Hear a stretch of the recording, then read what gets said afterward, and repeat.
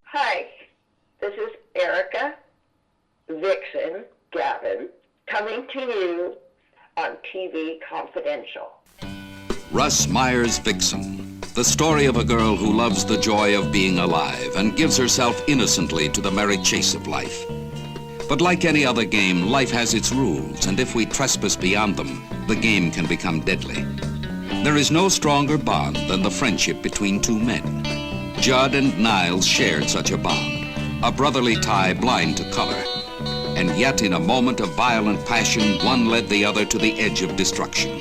Ed Robertson, welcoming you back to TV Confidential, radio talk show about television. You might recall that a few weeks ago, we had a chance to talk to Erica Gavin. Erica Gavin, one of the stars of Vixen, the satiric sexploitation film from 1968 that none other than Roger Ebert once described as the quintessential Russ Meyer film. One thing we learned while researching Vixen is that it also marked the motion picture debut of our next guest, Mr. Harrison Page. And though most of you know Harrison best for his many appearances on television, including his co-starring roles in CPO Sharkey and Sledge Hammer, and his Emmy-nominated appearance in the original Quantum Leap, fans of the martial arts genre know Harrison Page best for his role opposite Jean-Claude Van Damme in Lionheart. Harrison has a couple other movies in the works, one of which is scheduled for release. Operative word is scheduled for release on Friday, March 21st, while the other was produced and directed by our mutual friend, Michael Schlesinger. We'll tell you about both these releases and more just a second. Harrison Page, welcome to TV Confidential. Well, hey, man, here I am. I got anything you want to ask me, it's fine, man. It's cool. Okay. Excellent. I understand that you were working at Cedars-Sinai Hospital at the time you auditioned for Vixen, and that Russ more or less hired you on the spot. Is that how it happened? Or? Yeah, well, that happened. Oh, my goodness. How the hell did you went back to when I was like this little skinny guy. I look like a skinny Sidney Poitier. So, I mean, that's incredible, man. Well, you know what? I'm glad you got all that stuff down. That's cool. Well, I try to do my homework. I try to work in as many details as I can to hopefully evoke memories. Oh, good. Okay. Yeah. No. I Cedars-Sinai Hospital. I was an orderly. I was an orderly pushing around wheelchairs and stuff, and I had to make a living. At the same time, I was in college at LECC in the theater department, and I had learned from that place that I actually had some talent. I mean, I had some good professors who knew what they were talking about. So I did that job, and I just did it. And one day I was reading the newspaper just before I went to work in my white uniform. Oh God, I love that period of time. Anyway, a guy called me up. I didn't know him, and he said, "Hey man, listen, I gotta do this scene for this to try to get an agent. I'm wondering if you'd help me out with it." Boy, and I said, "No, man, actually, I'm in school all day long. I don't have time." And I was married at that time to a young lady. We are no longer married, of course. And she said, "Why don't you just do it? What the hell? But what can you lose?" And I said, "Okay." I called him back and I said, "Look, yeah, I'll go do the audition with you, man. No problem." So I went, did the audition with him. The audition turned out great for me. It didn't for him. And the agent wanted me to sign with them. It was a big agent at that time called CMA. Mm-hmm. And these guys called me up and said, "Come see us." And I said, "Ooh, really?" So I got on a bus because I didn't have a car. And went to Beverly Hills, met with these guys, and they signed me up. Unfortunately, the guy who asked me to do the scene didn't get signed up, and I'm sorry about that. But I called him and told him, and he was excited. Anyway, to make a long story longer, about 2 days later, I was reading the newspaper, and again, I was reading the newspaper, and I saw this thing in the newspaper about this movie. I I didn't know what kind of movie it was. I just said, I got to get going. I got to get going. So I went out, and this guy lived in Beverly Hills, and that was Russ Meyer. And I did an audition with him at his home, and he liked it because he said what he said to me. He said, "Oh, I like what you're doing. You look so natural." And I said, "Well, thank you very much." I didn't know any better. I was always kind of natural. So I went home, and man, he called me back and said, "Yep, you're doing a film." So we went to Northern California, and we filmed that thing. It was, I think it was representing Canada. We were supposed to be in Canada, something like that. Yes. That's where we started. It was the first time in my whole life I'd ever been in front of a camera. I mean, I had a great time with them, man. Well, you mentioned Erica Gavin. Yes. Erica, wow. She was lovely. She was a very lovely lady. And very, very hard-nosed, very, no messing around. She did the job. Mm-hmm. And I think it was the first time she'd ever been in front of a camera, too. Yes. But we had a great deal of fun, and I was supposed to get angry at her for, calling me these racial names. Mm-hmm. And somehow I was able to make that work.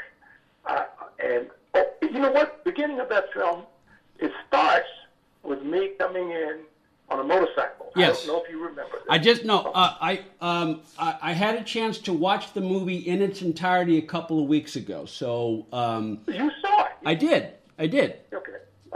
So I come in on this motorcycle, and I'm the first guy in. The other, he was supposed to come in first. So Russ says, "No, I want Harrison to come in first because you have to watch, make sure he doesn't fall off that thing." Because I'd never ridden a motorcycle in my life either. So it looks as if I'm the star of the show coming in on this motorcycle. It's the craziest thing. And every time I saw it, I said, "My God, I'm covering this guy. He's supposed to be just protecting me." But it was a terrific time that I had. I'd never been in front of a camera, like I said. And Gus was just as insane as usual about the women. Mm-hmm. Russ was about taking photographs of women, and he believed in doing these films that were majorly about breasts. Yes. And I saw that, and I said, and I saw breasts. And I said, well, that's all right. I'm an actor. Let me act this thing. So then I had this scene with her where I'm supposed to rape her on the screen or something, and both of us had trouble with that. Yeah. Neither one of us wanted to do that, but it was in the film. Mm-hmm. I had to make it look good. She was sweet as she could possibly be. And here's something that is, I will tell you this is, no one knows this but me and her. I couldn't do enough to her to make her cry. Mm-hmm. So she said, "Why don't you pinch me?" And I said, "Okay, I'll pinch you if you want." And I pinched her, and we did another take, and she said, "No." And then I said, "Hey, you know what, sweetheart? I said, man, I'm looking at you, and you're beautiful, and I love watching you, and you're wonderful, and damn, you're just incredible." And she started crying. And we did the same. And Russ said, that's it, let's go, that's it. That was it. And I don't know if even Erica remembers that, but I said good, nice things to her. That made her cry. Well, I'm not an actor. I just talked to Harrison Page on the radio. But one thing I've learned from talking to actors, and particularly actors such as yourself who are alumni of the Actors Studio, is I think this is one of the things that is taught at the Actors Studio is a technique called affective memories, which is drawing on as close to a memory as possible in order for you to portray the emotion in the moment, in the scene that you're doing it at the moment you're playing with. And so, so in describing the backstory of that scene where Niles is assaulting, is supposed to assault Vixen in one of the big scenes in the movie, okay, you may not have triggered an effective memory from Erica, but you triggered an effective reaction from her because in telling her you are beautiful, you made her cry, and that worked for Russ in the moment in that movie. So that's a cool story. It's absolutely true, man. My work as an actor all through these many years has been based upon that. These guys, you got some of the best actors in the world. Rod Steiger, Ellen Burstyn, Meryl Streep. You got all those people who understood that teaching. Mm-hmm. So, and I was right there with them, man, and I got it too. I mean, I had to be kicked around a lot by Lee Strasberg, but he knew what he was doing. Mm-hmm. He would whenever I wasn't truthful, he would say stop. So all of that work at the Actor Studio is very, very good for me, man. I got a lot out of it, and that's you're right. It happened right there at that moment. Whatever it is that is going on with you at that moment, that's what you put on the screen without even thinking about it, and it has to be impulsive. Mm-hmm. You don't have to think about it. Just like that. Yeah. Yeah. You're right. Stay with us, folks. We'll be right back. One more item. If you're starting a company, particularly one that is in an emerging market, you know that averting any sort of legal dispute is crucial to your business plan. Our friends at Tectonic Law offer an array of services that can help you avoid and preempt future litigation while also developing and protecting your intellectual property and intangible assets. Tectonic Law serves the needs of a host of emerging industries throughout California and beyond, including industrial designers, beverage makers, artists, farmers, retail stores, health practitioners, wellness experts, cosmetics manufacturers, nonprofit organizations, innovators in sustainable practices, and libraries. Go to tectoniclaw.com to learn more about how Tectonic Law can help your business thrive. tectoniclaw.com. Rock solid representation for groundbreaking industries. This portion of TV Confidential is brought to us by our friends at Front Porch Realty, the community of realtors in the Northern Bay Area of California that is committed to finding the solution that is best for their clients. Whether you're a first-time home buyer or looking to sell or lease your property in Northern California, call Karen Strain at 415-886-7411 or visit frontporchrealtygroup.com for more information on how they can help you. Hi, this is Lawrence Fleckenbill. You are listening to TV Confidential. Harrison Page is on the line with us. Harrison Page, Joshua from Lionheart, Captain Trunk on Sledge Hammer, CPO Robinson on CPO Sharkey, and the actor who made his motion picture debut as Niles, opposite Erica Gavin as Vixen, and Russ Meyer's Vixen. Russ Meyer's Vixen, available now on Blu-ray through Severin Films, severinfilms.com, as well as Amazon.com, wherever Blu-rays are sold, while both Russ Meyer's Up and Russ Meyer's Motorpsycho are available for pre-order right now at severinfilms.com. You can follow Harrison Page on his fan page on Facebook or check out harrisonpage.com. Okay, we're talking about effective memories, which is one of the things you learned when you were at the Actor Studio. And when you're describing, what you learned just a few minutes ago, I was thinking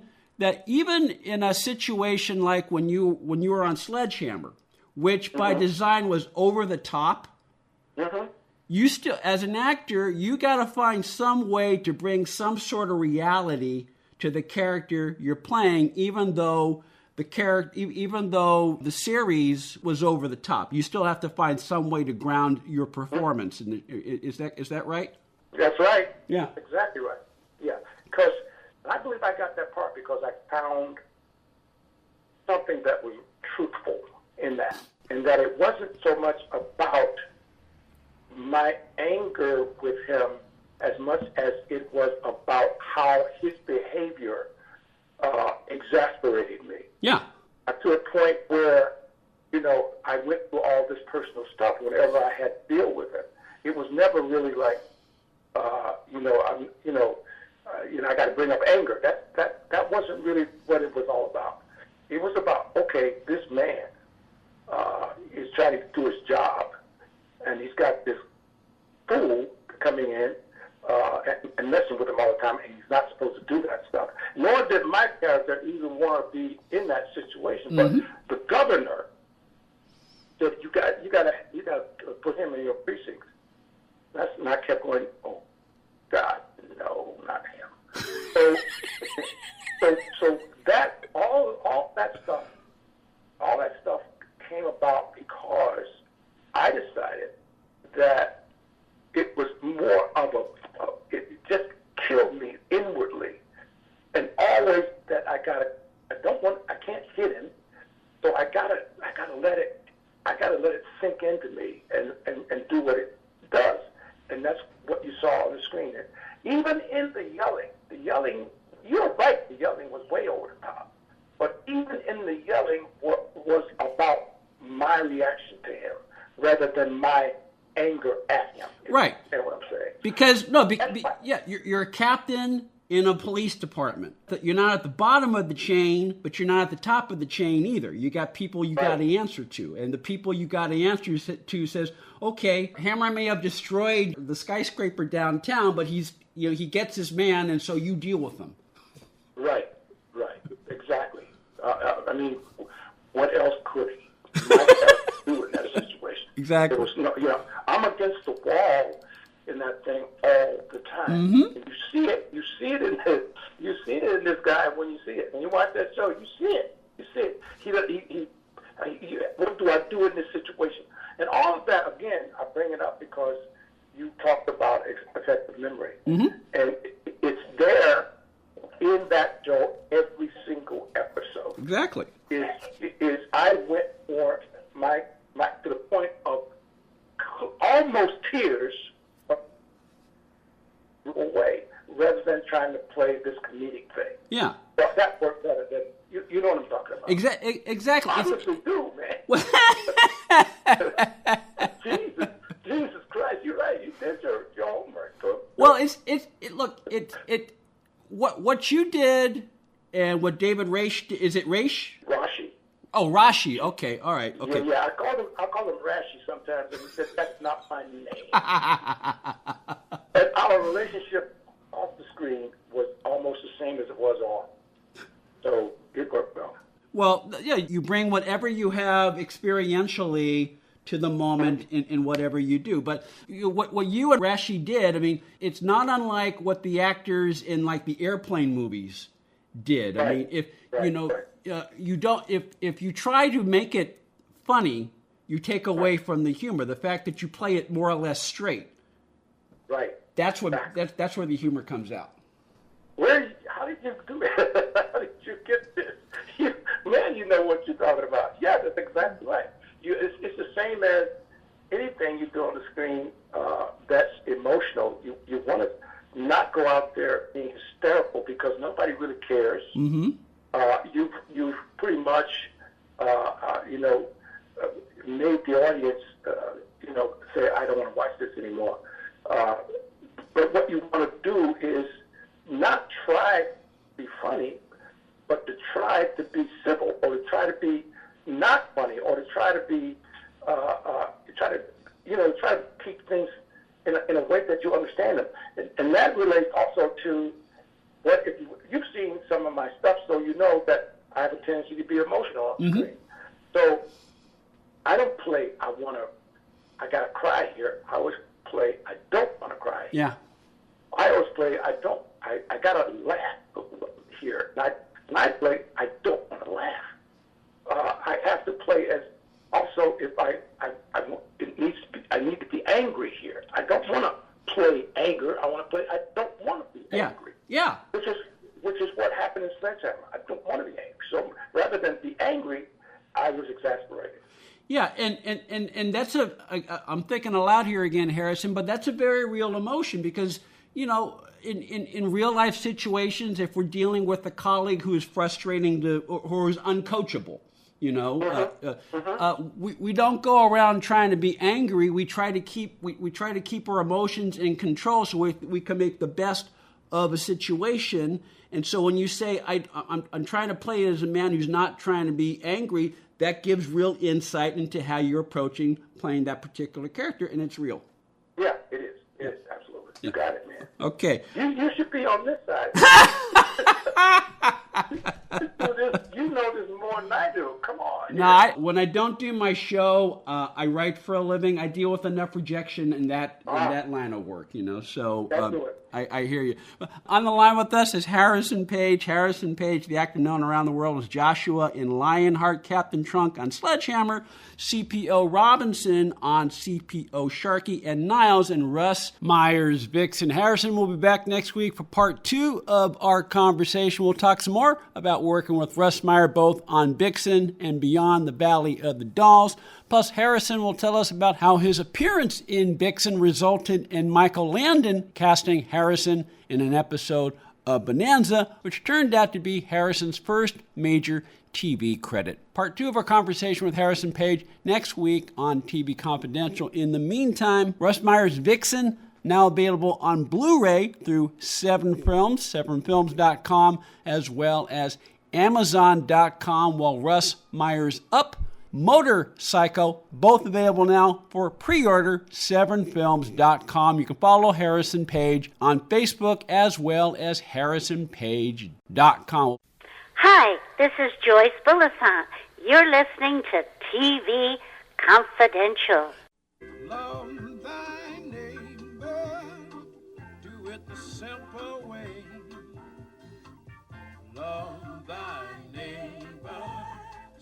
The next edition of TV Confidential will premiere next week on this station at the usual time. We'll play part 2 of our conversation with Harrison Page, plus we'll welcome Ann Serling and Jody Serling, the daughters of Rod Serling. In the meantime, a reminder that Russ Meyer's Vixen is now available on Blu-ray through Severin Films, severinfilms.com, as well as Amazon.com, where Blu-rays are sold, while both Russ Meyer's Up and Russ Meyer's Motorpsycho are available for pre-order right now at severinfilms.com.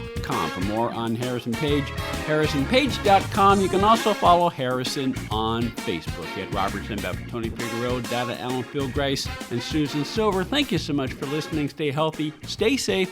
We'll talk to you next time on TV Confidential.